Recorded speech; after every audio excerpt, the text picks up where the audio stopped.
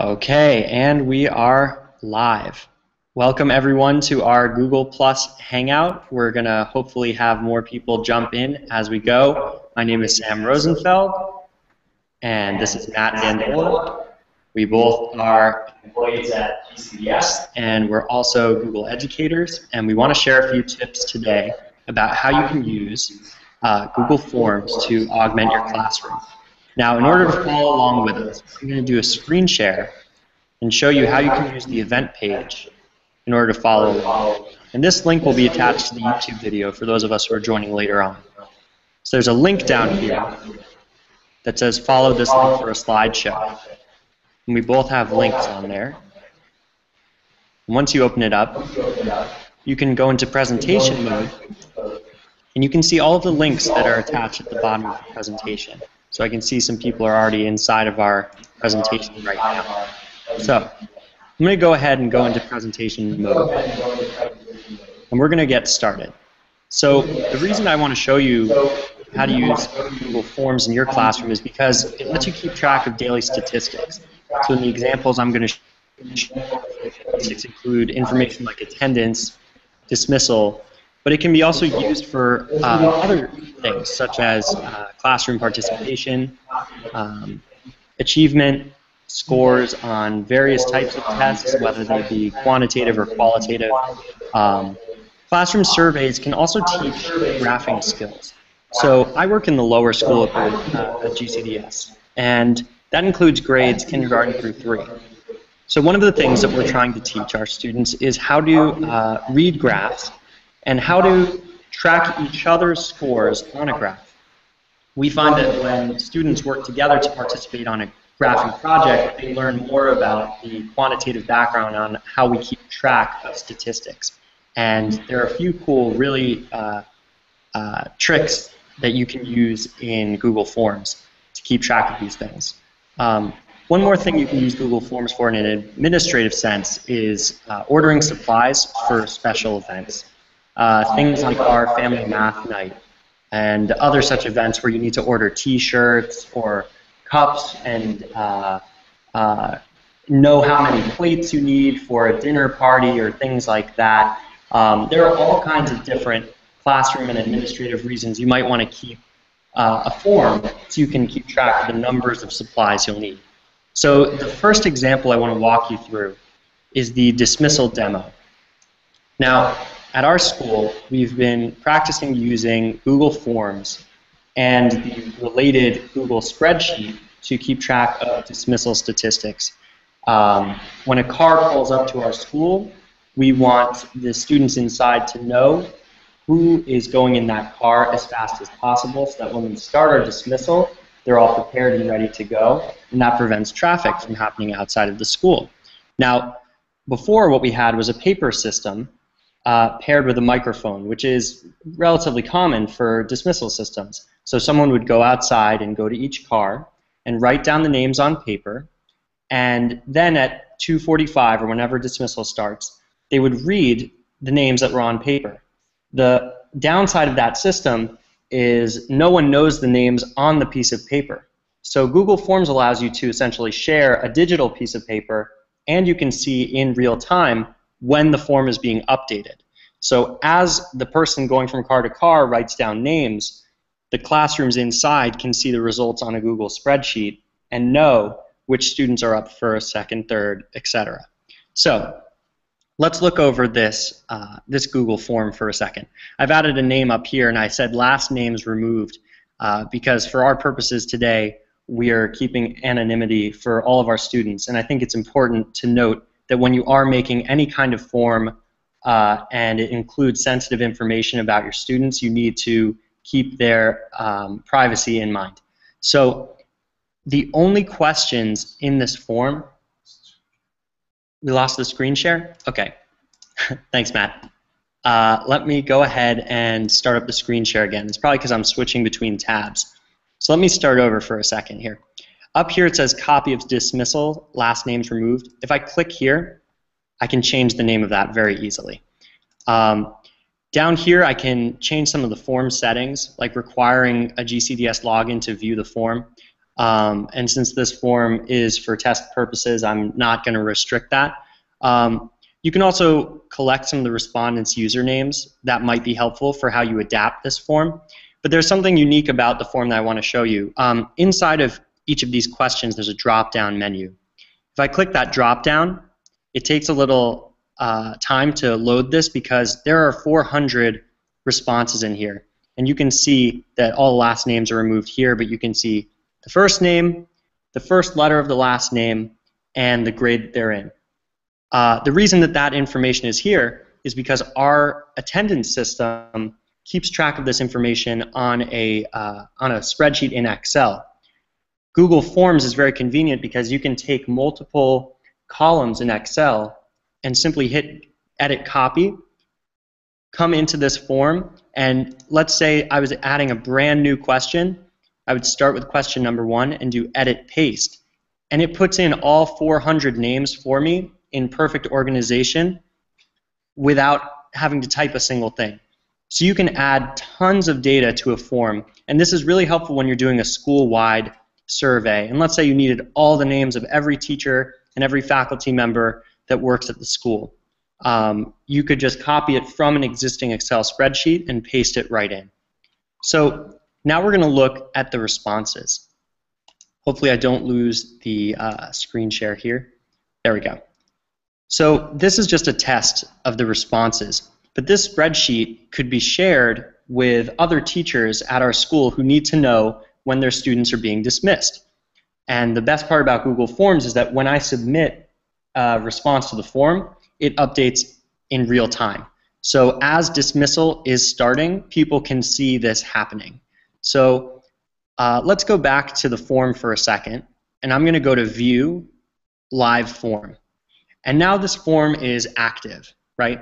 So if I went here and I wanted to enter someone's name, here's another benefit of entering tons of names from an Excel spreadsheet into a Google form, is I can actually click this drop-down menu and start typing the name of the person. So if I know what the first few letters are, it brings me right to that name, and I can hit Submit or hit Return, and the name gets submitted. And I just go to submit another response. It gets really easy to do this time and time again.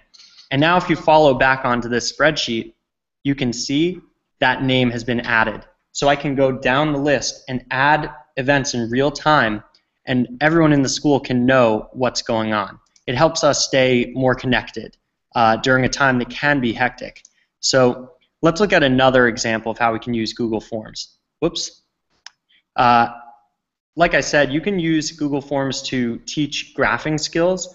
So what I'm going to show you now is a very basic example of how you can use Google Forms to teach graphing in first grade. So let's click that link. And this is a form that some students made with their teacher in first grade. Each student got paired together, and they said, what's your favorite?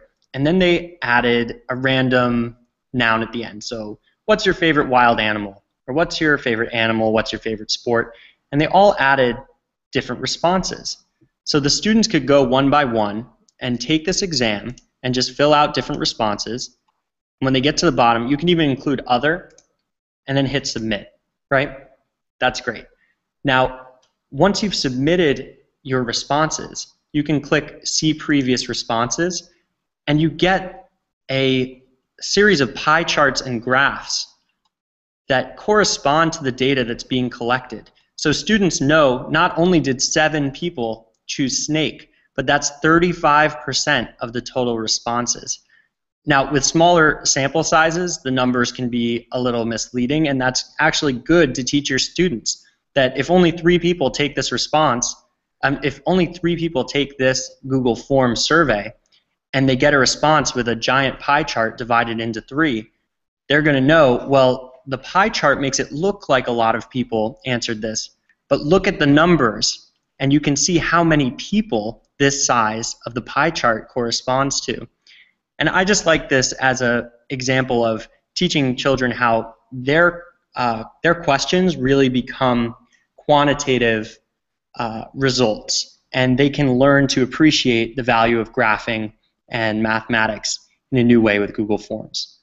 I'm going to show you one more example of how we've used Google Forms in the lower school. I was running a mini camp, and I wanted to keep track of how many different problems the students were able to solve in that mini camp.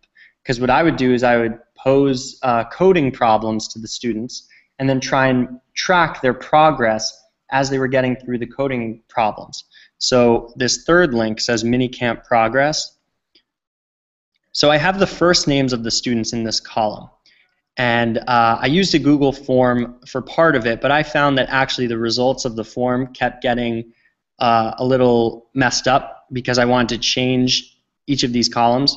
So this is more of an example of how you can organize your Google Sheets, but you could imagine a Google form that would do the same thing. So you have a question that gets put up in the top of every column, and then per row you get the responses. So let's just look at this for a second, because this is more about analyzing the data that you collect.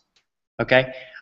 Column A is frozen, and what that means is if I scroll on the bottom of my screen, column A stays right where it is. So I can look at how many examples each student was able to complete as they went throughout the day and throughout the example problems. Now, all of these problems were optional, but in a case where we were doing a math class and every student had to complete a certain number of problems, I could see not only how many they completed, but also which ones they chose to complete and which ones they skipped. So the interesting part about this data is it looks as if this student was not able to complete any of these challenges. But if you scroll further down, you can use these spreadsheets to keep track of the highlights as well. Now you could organize a form where you took daily progress notes on each student and attach notes at the bottom so that you could look at this data and say, it's not that this student was not able to complete them, it's that they were either way below their ability level or the problems were not suited for their skill set.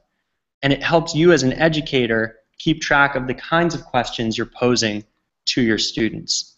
Now, I know that's a lot of information. This is just a little graphic that one of our first graders made, and I love it. I'm a Google snowman. When the sun comes out, I work. And that was just for a random project that we did where you name a type of snowman. And he knew that Google helps you get work done. And we just love to use Google in the lower school, and we hope that you enjoy using Google Forms as well. Now, if you want to learn more about how to use Google Forms and really set it up step by step from the creation process to adding the specific kinds of questions you want, you can go to these video tutorials. They're all on YouTube, and follow along with them. But right now I'd like to turn it over to Matt, because he's going to share a little bit about how you can use Google Forms to flip the classroom. So Matt, take it away. Thanks so much, Sam. Sorry. So basically what I'm going to do really quickly is make sure that we take a look at how to easily flip a video that you normally share with your kids maybe in class, but you know, this will free up some time. So the first thing I want to kind of look at real quick is if you have the link to the video, I'm sorry, to the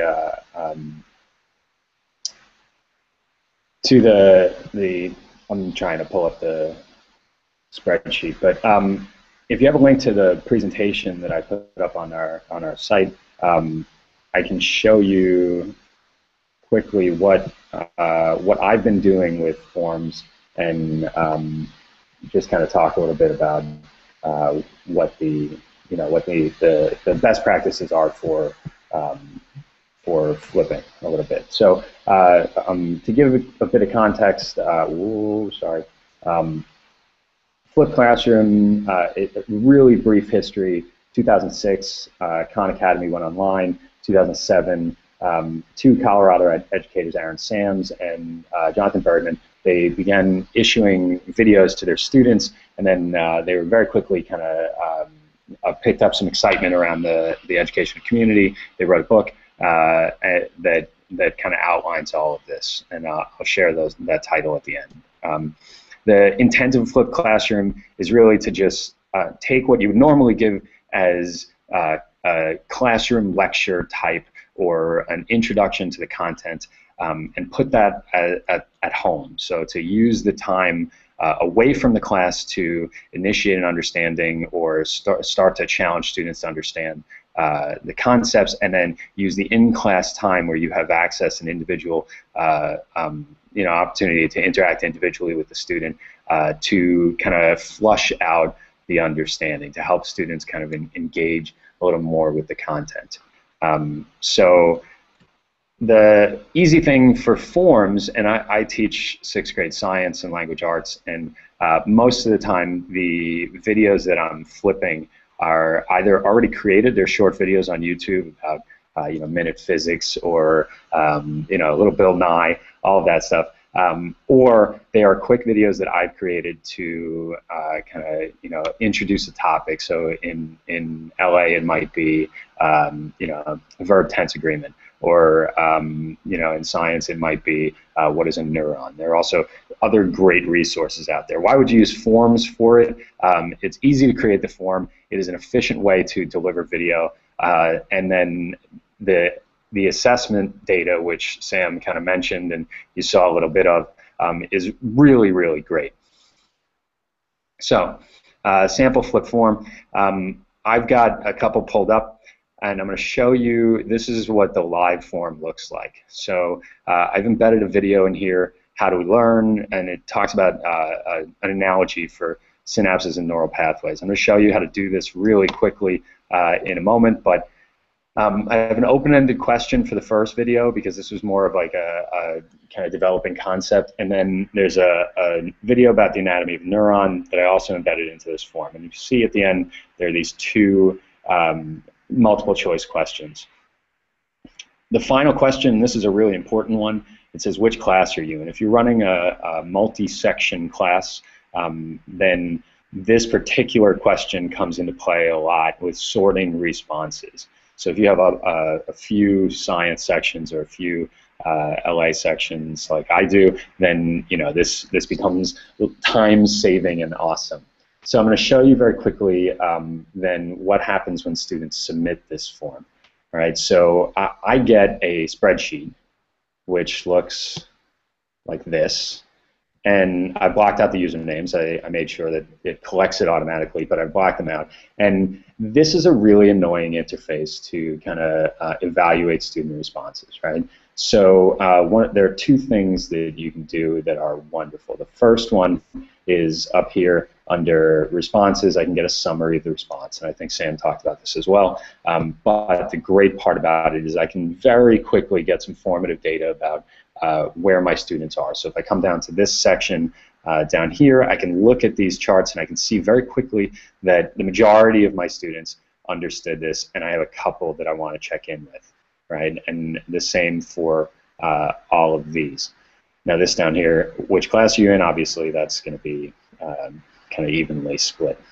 But it also tells me when they did it. So I had a couple of kids who were very late on this, but the data at a glance right here is fantastic for guiding your lesson the next day. And then all of this stuff, this is the open-ended question, that's more easily viewed in the in the spreadsheet form, right? So I'm going to come back to the responses here. And what I've done is what I do with my responses is I take them and I put them, I filter them onto another sheet. So if you go to the second sheet here, I can look at all of one class in one spot. So I color-coded them to make it easier for us to see for today.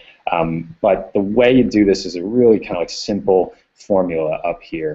And I'll make this available within the spreadsheet, or sorry, within the presentation afterwards. But this is a filter formula that's taking responses from the first page and splitting it up by class. You could also do this by student if you had something like a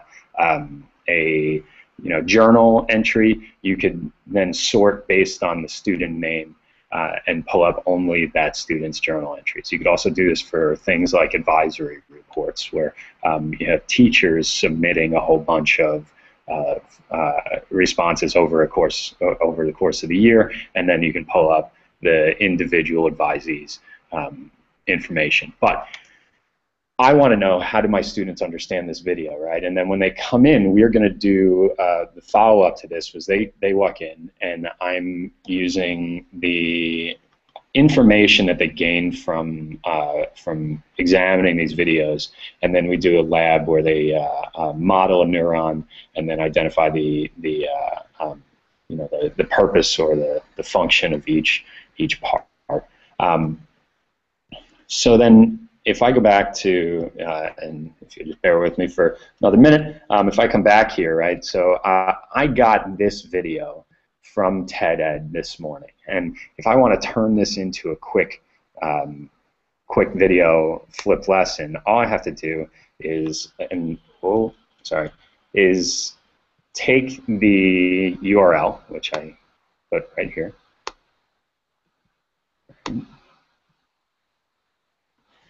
and I'm going to copy the URL into my clipboard, right? And then I'm going to go back to my drive, which I guess I got to open up for a second.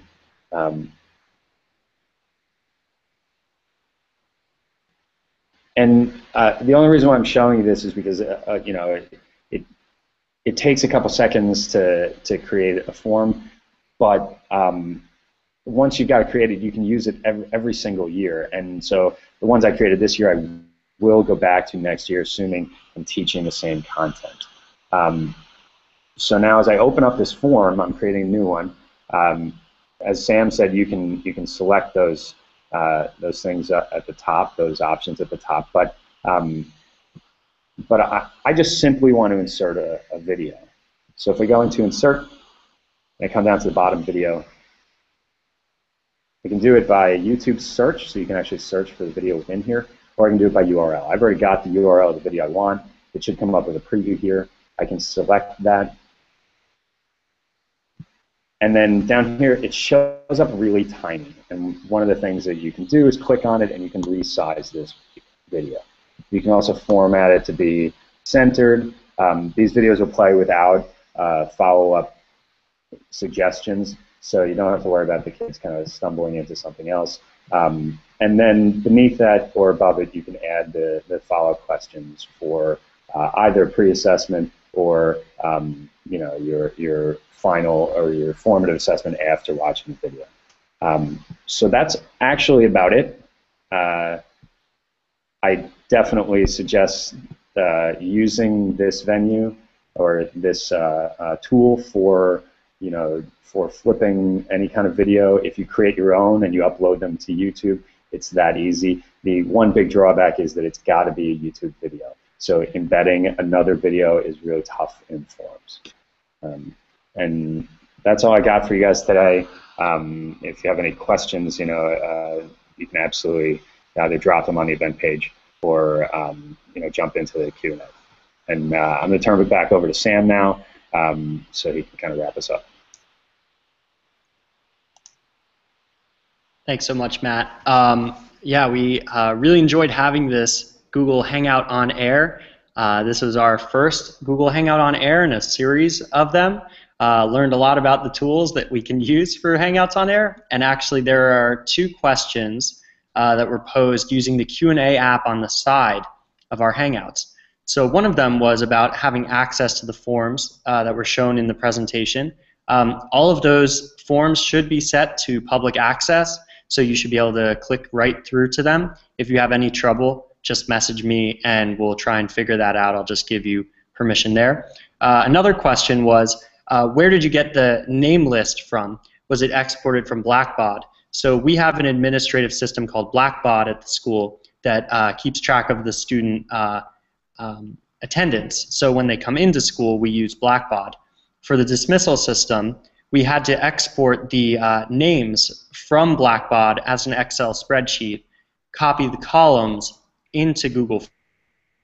To do that once. So once you build the form, you can then just fill out the form every day, and when you're done with that sheet, you just save the sheet and delete it. So I'm going to go back and make sure that the sharing permissions on all of those work. Thanks again for joining our Hangout. Stay tuned for the next one. And yeah, see you soon. Have a great weekend, everyone. Bye.